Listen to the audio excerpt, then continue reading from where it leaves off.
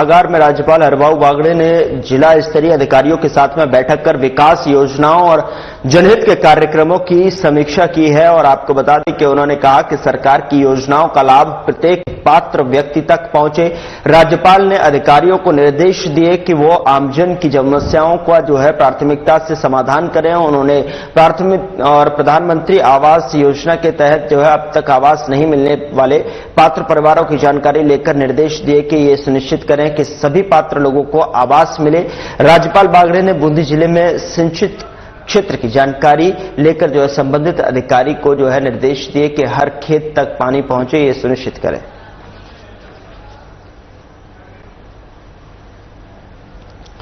राज्यपाल बागड़े ने बूंदी जिले के सिंचित क्षेत्र की जानकारी लेकर संबंधित अधिकारियों को निर्देश दिए कि खेत में हर एक में पानी पहुंचने को लेकर गंभीर रहें और सुनिश्चित करें कि हर एक खेत में पानी पहुंचे। साथ ही आपको बता दें कि अधिकारियों को निर्देश दिए गए आमजन की समस्याओं का प्राथमिकता से समाधान करें। जो भी समस्याएं सामने आती हैं उसको लेकर तत्काल रूप से त्वरित उसका समाधान किया जाए। उन्होंने प्रधानमंत्री आवास योजना के तहत अब तक आवास नहीं मिलने वाले पात्र परिवारों की जानकारी लेकर निर्देश दिए कि ये सुनिश्चित करें कि सभी पात्र लोगों को आवास मिले।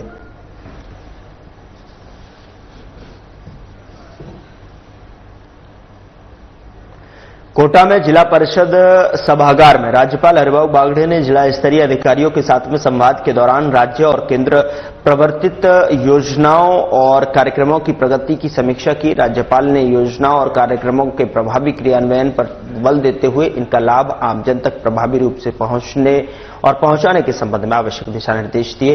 राज्यपाल ने कहा कि स्वयं सहायता समूहों से जुड़ी महिला आगे बढ़ने की भावना से कार्य करें और स्वयं को आर्थिक रूप से सशक्त बनाए। और उन्होंने महिला एवं सहायता समूहों को प्रोत्साहित करने के निर्देश दिए हैं। राजीविका के तहत महिला एवं स्वयं सहायता समूहों को आगे बढ़ाने के निर्देश और किए जा रहे प्रयासों की समीक्षा करते हुए उन्होंने इस बात पर प्रसन्नता व्यक्त की है कि स्वयं सहायता समूहों से जुड़ी महिलाएं खेती, पशुपालन और सब्जी उत्पादन जैसे कार्यों में जुटी हुई हैं।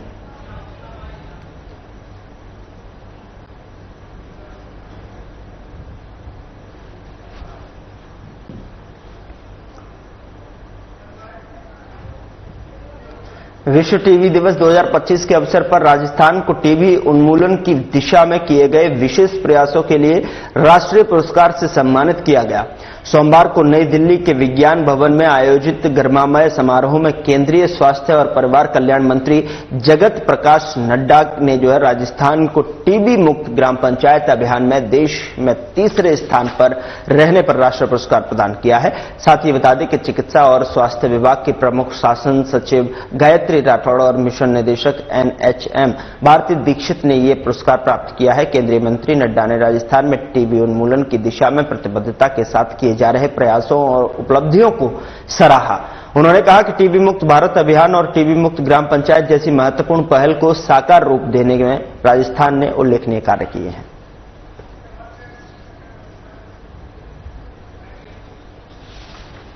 तो टीबी मुक्त ग्राम पंचायत अभियान का आयोजन किया गया, जहां पर राजस्थान को देश में तीसरा स्थान मिला है और उसको लेकर ये पुरस्कार प्राप्त हुआ है। केंद्रीय मंत्री नड्डा ने राष्ट्रीय पुरस्कार से सम्मानित किया है।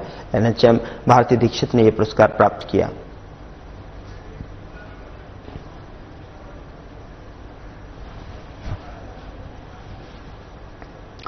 राज्यसभा सांसद और बीजेपी प्रदेश अध्यक्ष मदन राठौड़ ने धार्मिक नगरी खाटू श्याम जी आने वाले लाखों श्रद्धालुओं की संख्या को और जनभावना को देखते हुए रिंगस से खाटू श्याम जी प्रस्तावित रेल लाइन के संबंध में रेल मंत्री अश्विनी वैष्णव को पत्र लिखा। राठौड़ ने पत्र में प्रस्तावित रेल लाइन और रेलवे स्टेशन का निर्माण राज्य सरकार के राजस्व विभाग और रेलवे विभाग की ओर से निर्धारित मापदंडों को ध्यान में रखते हुए बनाए गए गजट अधिसूचना के अनुसार करवाने की मांग की है। बीजेपी प्रदेश अध्यक्ष मदन राठौड़ ने पत्र और जनभावना को ध्यान में रखते हुए रेल मंत्री अश्विनी वैष्णव में खाटू श्याम जी रेलवे स्टेशन और रिंगस से खाटू श्याम जी तक रेल लाइन के निर्माण का कार्य गजट नोटिफिकेशन के अनुसार करने के संबंध को निर्देशित किया है और रेल मंत्री वैष्णव ने निर्माण कार्य अधिसूचना के अनुसार हो, इसके लिए विस्तृत जांच करने के भी निर्देश दिए।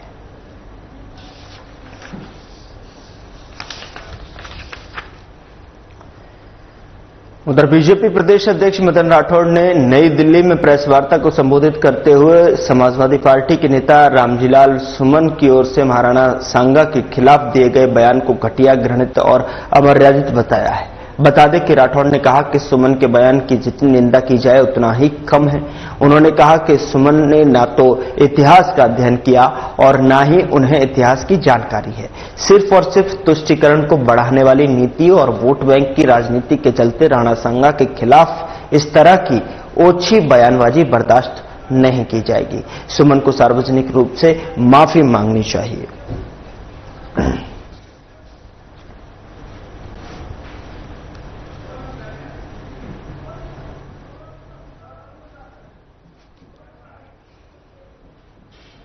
राजस्थान विधानसभा के बजट सत्र के अंतिम दिन विपक्ष और सत्ता पक्ष के बीच में जमकर नोकझोंक देखने को मिली है। इसको लेकर नेता प्रतिपक्ष टीकाराम जूली का बयान सामने आया है। उन्होंने कहा कि विधानसभा सत्र का आज अंतिम दिन है। जो सरकार पहले दिन गिरी वो आज भी गिर रही है। प्रश्नकाल में उनके मंत्री जवाब नहीं दे पाए। विशेष रूप से बच्चों से जुड़े हुए सवालों के जवाब, स्कॉलरशिप से जुड़ा सवाल जब मैंने पूछा तो मंत्री बात नहीं रख पाए। तो वहीं सरकार के पास कोई तैयारी नहीं है। साथ ही बता दें कि बिजली पानी पहली प्राथमिकता होनी चाहिए। ये सरकार बिजली पर चर्चा करवाने से जो है डर रही है। साथ ही जूली ने कहा कि सप्लीमेंट्री सवाल पूछने से भी हमें रोका जा रहा है। मंत्रियों को बचाने का प्रयास हो रहा है और बिजली पर चर्चा करवाने का आश्वासन दिया गया था, लेकिन बिजली पर चर्चा नहीं की गई। विधानसभा में हर पंचायत में कनेक्शन काटे जा रहे हैं।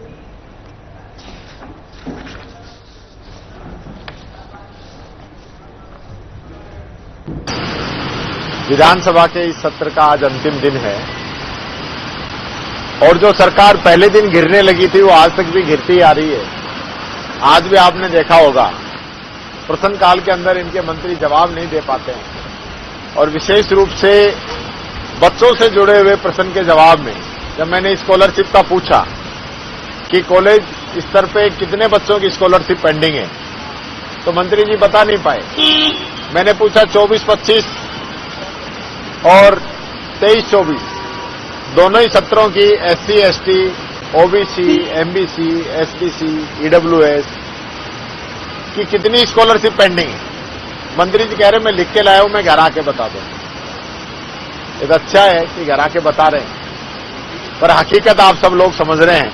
अगर आंकड़े होते तो मंत्री जी तुरंत बताते। ये इस सरकार की हालत है। सबसे महत्वपूर्ण बात मैं कहना चाहूंगा, बिजली पानी सरकार की सबसे पहली प्राथमिकता होनी चाहिए, लेकिन ये सरकार बिजली पे चर्चा कराने से बच रही है और बिजली पे चर्चा ही नहीं, सप्लीमेंट्री प्रश्न पूछने से भी हमें रोका जा रहा है। अध्यक्ष जी कह रहे हैं कि ये तो एक विधानसभा का इलाका का मामला है। ये विधानसभा का सदन का अधिकार है जो नेता प्रतिपक्ष को दिया हुआ है, वो कहीं भी पूछ सकता है।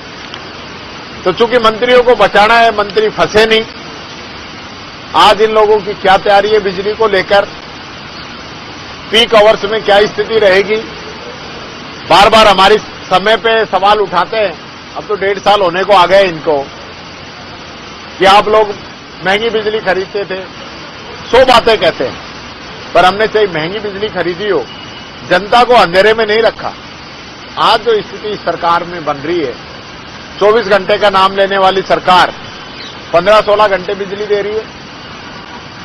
6 घंटे की बात करने वाली सरकार 5 घंटे के आसपास बिजली दे रही है, और वो भी ट्रिपिंग के माध्यम से। और जब गर्मी आएगी, हीट वेव चलेगी, बिजली की डिमांड बढ़ेगी, उस समय इनके पास क्या प्रबंध है, क्या इनकी व्यवस्थाएं हैं, उसको लेकर हम चर्चा करना चाह रहे थे। कार्य सलाहकार समिति के अंदर बार बार कहने के बावजूद हमें सरकार की तरफ से आश्वस्त किया गया था, अध्यक्ष जी की तरफ से आश्वस्त किया गया था कि बिजली पे चर्चा जरूर कराएंगे, लेकिन सरकार डर के भाग गई, बिजली पे चर्चा नहीं कराई। खबर जयपुर से है, जहां पर सहकारिता राज्य मंत्री गौतम कुमार दत्त ने राजस्थान सहकारी शिक्षा प्रबंध संस्थान में अंतर्राष्ट्रीय सहकारिता वर्ष 2025 के अंतर्गत आयोजित महिला सहकारी समितियों के सुदृढ़ीकरण के लिए एक दिवसीय कार्यशाला को संबोधित किया। उन्होंने कहा कि प्रधानमंत्री नरेंद्र मोदी की भावना के अनुरूप देश में बीते एक दशक से महिलाओं को प्राथमिकता देकर योजनाओं का निर्माण किया जा रहा है। महिलाओं को धुएं से मुक्ति दिलाने के लिए प्रधानमंत्री उज्ज्वला योजना, मातृशक्ति के सम्मान के लिए हर घर शौचालय और लोकसभा साथ ही राज्य विधानसभाओं में भी महिलाओं को 33% आरक्षण का प्रावधान इस दिशा में महत्वपूर्ण कदम है। दत्त ने कहा कि अब हर योजना का लाभ सीधे लाभार्थियों तक पहुंच रहा है।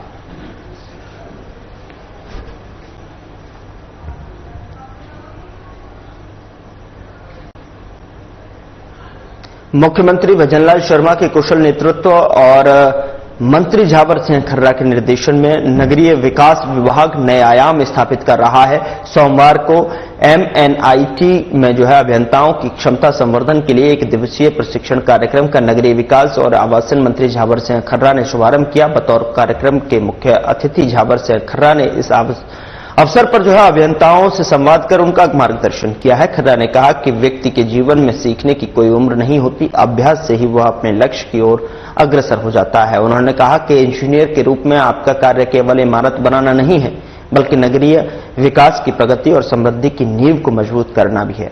आज की तेजी से बदलते समय में हमें कुछ नया और अलग सोचने की आवश्यकता है।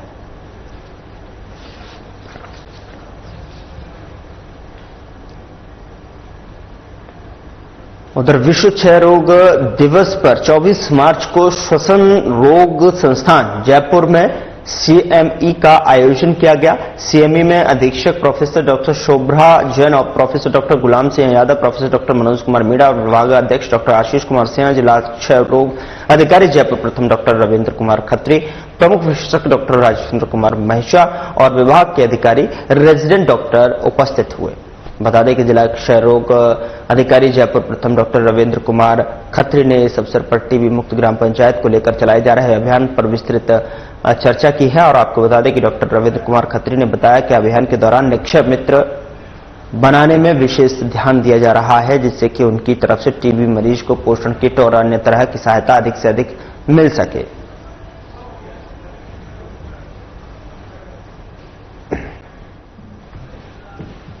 तो विश्व क्षय रोग दिवस पर CME का आयोजन किया गया और जहां पर टीबी मुक्त अभियान पर भी विस्तृत चर्चा की गई है और निक्षय मित्र बनाने पर यहां पर ध्यान दिया जा रहा है और ये सुनिश्चित किया जा रहा है कि निक्षय मित्र अधिक से अधिक बनाए जाएं, साथ ही जिससे कि और डॉक्टर रविंद्र कुमार खत्री ने यह भी बताया कि अभियान के दौरान निक्षय मित्र बनाने पर विशेष ध्यान दिया जा रहा है, जिससे उनकी तरफ से टीबी मरीजों को पोषण किट और अन्य तरह की सहायता अधिक से अधिक मिल सके।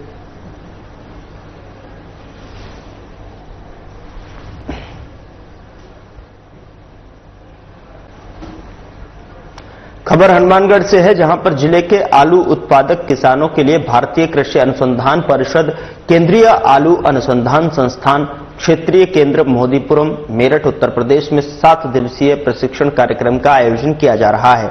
यह प्रशिक्षण 25 मार्च से 31 मार्च 2025 तक चलेगा।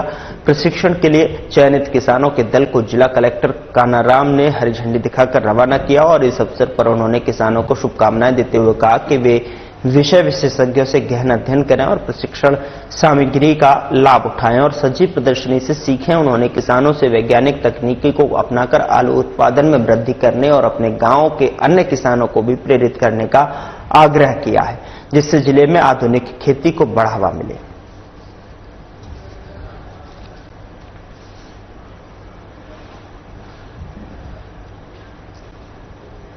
उधर बैंकॉक इलेक्ट्रॉनिक्स और इलेक्ट्रिकल इंजीनियरिंग की ओर से ICEEE 2025 अंतर्राष्ट्रीय कांग्रेस का आयोजन किया गया।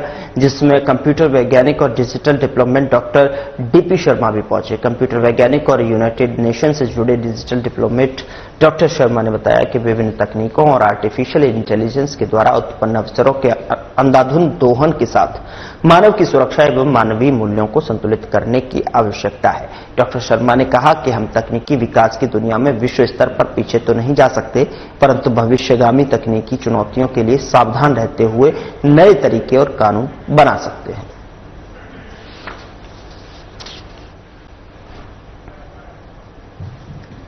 उधर बीकानेर के राजकीय डूंगर महाविद्यालय में अखिल भारतीय विद्यार्थी परिषद से जुड़े छात्रों ने अपनी 7 सूत्रीय मांगों को लेकर प्रदर्शन किया।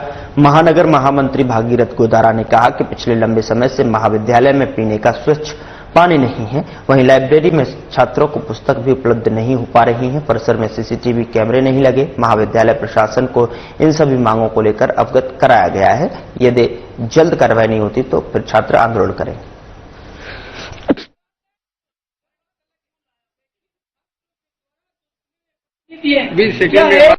7 सूत्री मांगों को लेकर बीकानेर एबीपी महानगर द्वारा प्रदर्शन किया गया है। उसमें प्रथम मांग तो ये है कि गर्मी का समय आ गया है, संभाग का सबसे बड़ा महाविद्यालय होने के बावजूद यहाँ पे जो वाटर कूलर है, वाटर कूलर नाम पे सिर्फ कूलिंग है, लेकिन वहाँ कूलिंग कुछ नहीं है। ना पानी, अच्छा पानी, ना मीठा पानी आता, ना ठंडा पानी आता, ना उसको समय समय से सफाई करते उसकी। और अपनी दूसरी मांग ये है कि जो लाइब्रेरी है, लाइब्रेरी के अंदर जो सेमेस्टर प्रणाली लागू होने के बावजूद 2 साल हो चुके हैं, लेकिन किताबें आई नहीं, विद्यार्थी परेशान हो रहा है। और अपनी तीसरी मांग ये है कि जो कॉलेज के सीसीटीवी कैमरे हैं वो खराब हो रखे हैं, तो हम उनको वापस चालू कराने के लिए प्रदर्शन करते हैं। जिला कलेक्टर डॉक्टर जितेंद्र कुमार सोनी के निर्देशों की अनुपालना में कार्यालय में जिला रसद अधिकारी के प्रवर्तन जांच दल ने जयपुर के सुल्तान नगर गुर्जर की थड़ी इलाके में बड़ी कार्रवाई को अंजाम देते हुए रसोई गैस सिलेंडर के अवैध भंडारण और अवैध रिफिलिंग का पर्दाफाश किया है। बता दें कि जिला रसद अधिकारी त्रिलोक चंद्र मीणा ने बताया कि प्रवर्तन दल ने मौके से 97 घरेलू गैस सिलेंडर जब्त किए हैं। साथ ही घरेलू गैस के अवैध परिवहन में काम लिए जा रहे 2 वाहनों सहित एक इलेक्ट्रॉनिक मोटर और इलेक्ट्रॉनिक कांटा भी बरामद किया है।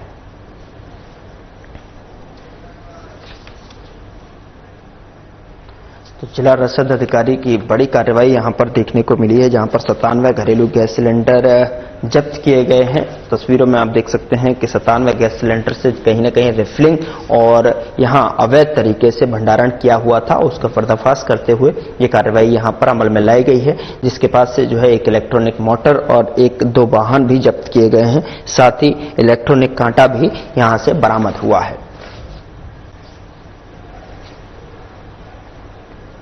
डींग जिले के खोहरी गांव के रहने वाले हरि नामक व्यक्ति ने भरतपुर शहर के रणजीत नगर क्षेत्र स्थित एक मोबाइल टावर पर चढ़कर सनसनी फैला दी। हरि की मांग है कि उसके परिजन की हत्या के आरोपियों को जल्द से जल्द गिरफ्तार किया जाए। वहीं पुलिस प्रशासन टावर पर चढ़े व्यक्ति को समझाइश कर नीचे उतारने का प्रयास कर रहा है। तो वहीं आपको बता दें कि भरतपुर कोतवाली थाना प्रभारी विनोद कुमार ने बताया कि हरि अपने परिजन की हत्या के मामले में आरोपियों की गिरफ्तारी की मांग कर रहा है और हरि का कहना है कि पुलिस ने अभी तक आरोपियों के खिलाफ कोई ठोस कार्रवाई नहीं की है, जिससे वो आहत होकर यानी कि नाराज है। पुलिस और स्थानीय प्रशासन उसे लगातार समझाने और नीचे उतारने का प्रयास कर रहे हैं। फिलहाल घटनास्थल पर बड़ी संख्या में पुलिस बल तैनात है और स्थिति पर नजर रखी जा रही है।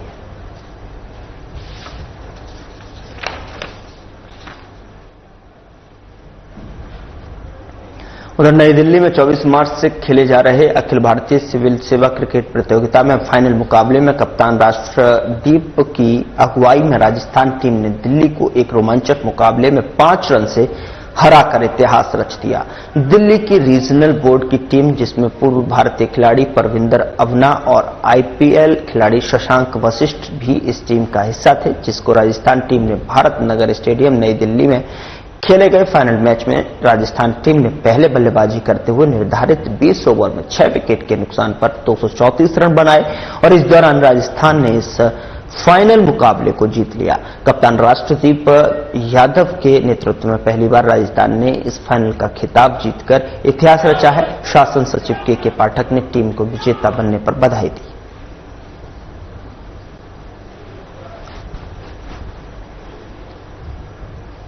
उधर डूंगरपुर में जिला कलेक्टर अंकित कुमार सिंह की अध्यक्षता में कलेक्ट्रेट के ईडीपी सभागार में साप्ताहिक समीक्षा बैठक का आयोजन किया गया। बैठक में गर्मी के मौसम में पेयजल आपूर्ति, विद्युत सप्लाई, जल जीवन मिशन के कार्य प्रगति सहित समस्त विभागों की कार्य प्रगति की जानकारी लेते हुए आवश्यक निर्देश दिए हैं।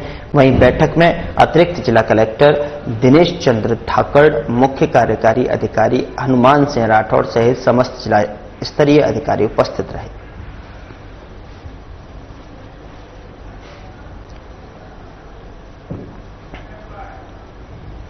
उधर टोंक की 112 पुलिस की हेल्पलाइन गाड़ी ने अरबी फारसी शोध संस्थान के सामने रोड के किनारे खड़ी 3 गाड़ियों को टक्कर मार दी। वहीं खड़े कुछ लोगों ने भागकर अपनी जान बचाई। गनीमत रही कि इस टक्कर में कोई जनहानि नहीं हुई, लेकिन गाड़ियों को भारी नुकसान हुआ है। गाड़ी मालिकों ने जब इसका विरोध किया तो उसमें बैठे पुलिसकर्मियों ने अपनी वर्दी का रौब जमाते हुए उनके साथ धक्का मुक्की की और उल्टा गाड़ी मालिकों को धमकाकर वहां से चल दी। गाड़ी मालिकों ने पुलिसकर्मियों पर नशे में होने का आरोप लगाते हुए रोष जताया और साथ ही दोषी पुलिसकर्मियों पर कार्रवाई की मांग की। मेरी गाड़ी के बाहर खड़ा हुआ था, 112 की गाड़ी आई और ड्राइवर शराब पी रखा था और उसके साथ में एक दीवान जी और थे, मैं उनका नाम नहीं जानता हूँ। और अरबी पार्क के सामने मैंने गाड़ी लगा रखी थी, वहां पे लाके गाड़ी को ठोक दी। 3 गाड़ियों का उन्होंने नुकसान कर दिया हमारे। मैंने ड्राइवर को बोला रुको, तो ड्राइवर हमारे धक्का मुक्की करने लग गए। वो कोई जान माल की भी हानि हुई है? नहीं, हमारे ऊपर चढ़ा दिया था, वो हम भग गए। गाड़ी के पास में खड़े थे हम। गाड़ी के अंदर बैठा हुआ था इको RJ 14 TG 3340 और तभी अचानक से 112 गाड़ी आई और अचानक उसने घुमा के, और मुझे लगता है कि ड्राइवर ने शराब पी रखी थी और हमारे एक बंदा यहाँ खड़ा हुआ था, मरता मरता बचा है। गाड़ी के मतलब आ ही गया था, लेकिन वो एकदम भगा है। ये गाड़ी ठोक के और फिर ये वाली गाड़ी ठोकी उसने। स्पीड बहुत ज्यादा थी गाड़ी। क्या टैक्सी यूनियन FIR दर्ज कराएगा? जी। उधर बांसवाड़ा में जिला कांग्रेस कमेटी के कार्यकारी जिलाध्यक्ष अब्दुल गफ्फार के नेतृत्व में जिला कांग्रेस कमेटी की ओर से पालोदा हत्या प्रकरण में राज्यपाल के नाम जिला कलेक्टर को ज्ञापन दिया गया। ज्ञापन में बताया गया कि पालोदा में कल 12 वर्षीय बालिका की निर्मम हत्या कर दी गई और जिसमें के लिप्त आरोपियों को जल्द गिरफ्तार किया जाए, उन्हें कड़ी से कड़ी सजा दी जाए। इसके अतिरिक्त जिले में चोरी डकैती जैसी घटनाएं लगातार बढ़ती जा रही हैं। इस पर भी जिला प्रशासन कार्रवाई करे और इस प्रकार की घटनाओं पर नियंत्रण के लिए उचित कार्रवाई करें ताकि आगे इस प्रकार की घटनाएं ना हो पाएं। इस दौरान उप जिला प्रमुख विकास बामनिया, राकेश सेठिया, धर्मेंद्र तेली, भारत दोषी सहित कई पदाधिकारी मौजूद रहे। ज्ञापन देकर प्रशासन से जल्द न्याय की मांग की है।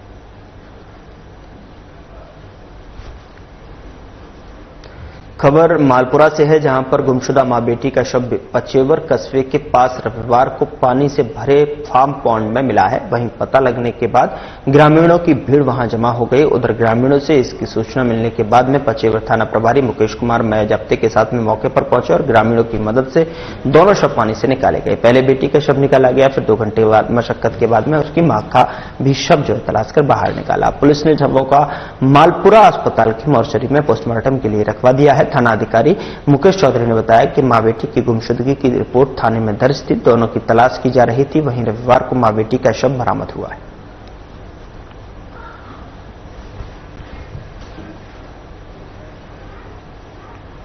तो गुमशुदा मां बेटी का शव यहां पचेवर पॉन्ड से बरामद हुआ है।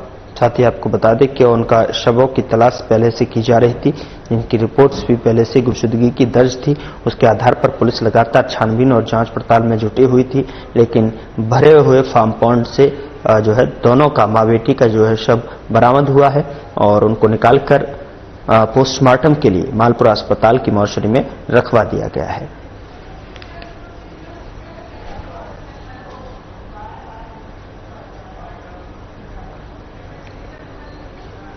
फिलहाल बुलेटिन में इतना ही। नमस्कार।